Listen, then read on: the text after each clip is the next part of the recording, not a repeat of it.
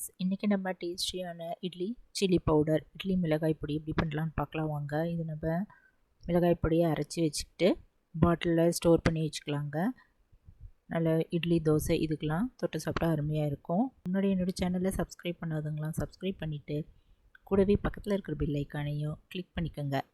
வாங்க என்னென்ன தேவைன்னு பார்த்துக்கலாம். இப்போ ஒரு கப் கடலைப்பருப்பு எடுத்துட்டேங்க. ஒரு கப் உளுத்தம்பருப்பு, வெள்ளை முழு உளுத்தம்பருப்பு, அதில் ஒரு ஸ்பூன் வெள்ளை எள்ளு எடுத்துட்டேன். கொஞ்சமாக கட்டி பெருங்காயம் எடுத்துக்கலாம். மிளகாய் ஒரு 15லேருந்து 18 வரைக்கும் எடுத்துக்கலாங்க. சிகப்பு மிளகாய், உப்பு ஒரு டேபிள் ஸ்பூன் எடுத்துக்கலாங்க. எண்ணெய் கொஞ்சமாக ஒரு கைப்பிடி அளவு, கருவேப்பிலையை நல்லா கழுவி காய வச்சுட்டேங்க, அதையும் எடுத்து வச்சுக்கலாம். வாங்க எப்படி பண்ணலான்னு பார்க்கலாம். அடுப்பில் ஒரு கடாயை வச்சுட்டு அதில் இந்த வெள்ளை எள்ளு போட்டு நல்லா செவக்க வறுத்து தட்டில் எடுத்து வச்சுக்கலாம்.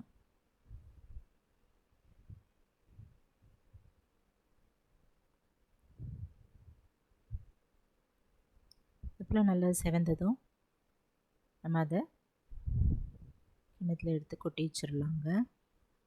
அதே கடாயை வச்சுட்டு எண்ணெய் கொஞ்சமாக ஊற்றிட்டு கட்டி பெருங்காயம் போட்டு நல்லா பொரித்து எடுத்துக்கலாம். நல்லா இந்த போல் பொரியிற வரைக்கும் வெயிட் பண்ணிவிட்டு நம்ம அதை தட்டில் எடுத்து வச்சிடலாம்.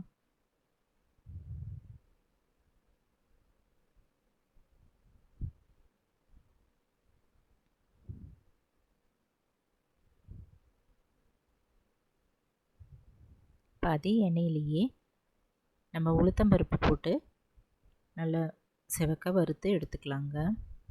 கரண்டியில் இப்படி பரட்டி விட்டுட்டே இருக்கலாம். குறைஞ்சது ஒரு 10 நிமிஷமாவது இது போல் நல்ல கரண்டிலேயே நம்ம இது போல் பரட்டி விட்டே இருக்கலாம். மீடியம் ஃப்ளேம்லேயே அடுப்பு இருக்கட்டும் செவக்கிற வரைக்கும்.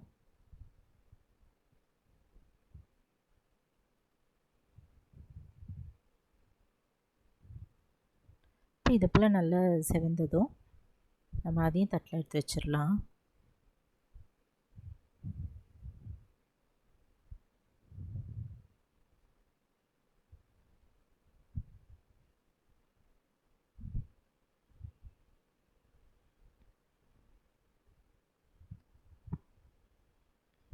இப்போது கடாயில் கொஞ்சமாக எண்ணெய் ஊற்றிட்டு கடலைப்பருப்பு போட்டு அதையும் செவக்க வறுத்துக்கலாங்க.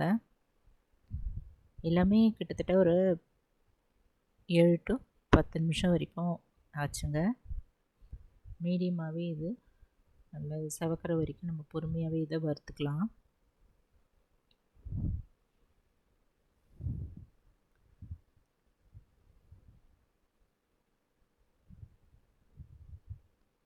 இப்போ இதுவும் நல்லா செவந்துருச்சு.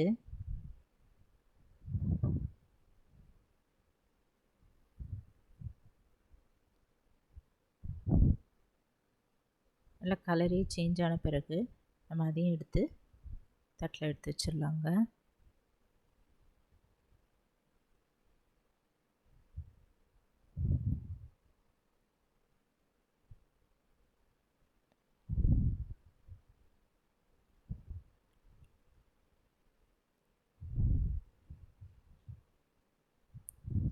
இப்போ அதே கடாயை வச்சுட்டு நம்ம காய வச்சுருந்த கருவேப்பிலை போட்டு கொஞ்சமாக எண்ணெய் ஊற்றிட்டு கொஞ்சம் ஒரு 2-4 பரட்டிக்கலாம்.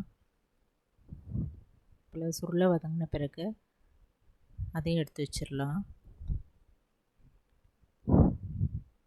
இப்போ அதே கடாயிலேயே உப்பு போட்டு நம்ம வறுத்துக்கலாங்க. ஈரம் போக உப்பு போட்டு வறுத்துக்கலாம்.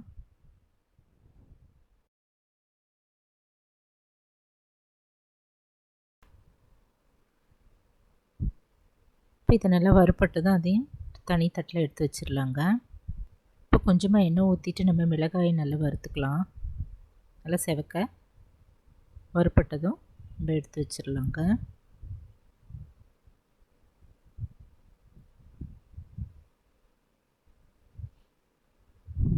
இதுவும் நல்லா செவந்துருச்சு.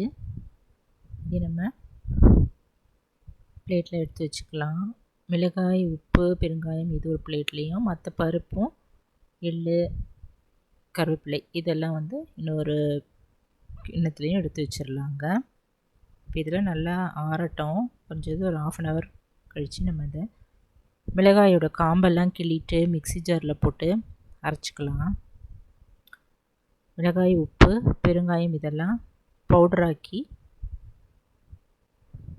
அதுக்கப்புறம் இந்த பருப்பில் நம்ம ஆட் பண்ணிக்கலாங்க.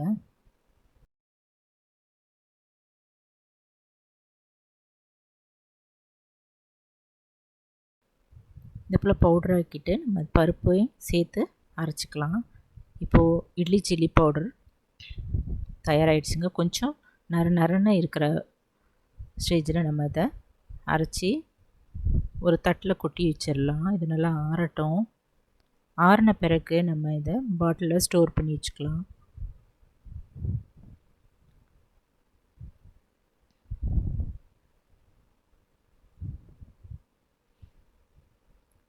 எனக்கு ஒரு பெரிய பாட்டில் ஒரு சின்ன பாட்டில் ஃபுல்லாகவும் வந்ததுங்க.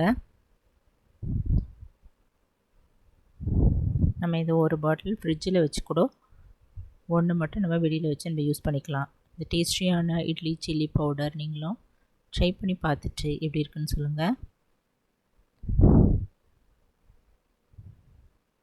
இந்த வீடியோ பிடிச்சதுன்னா குக்கிங் வித் சித்ரா அன்பு சேனலில் சப்ஸ்கிரைப் பண்ணிக்கோங்க. தேங்க்ஸ் ஃபார் வாட்சிங். நம்ம அடுத்த வீடியோவில் பார்க்கலாம். நன்றி, வணக்கம்.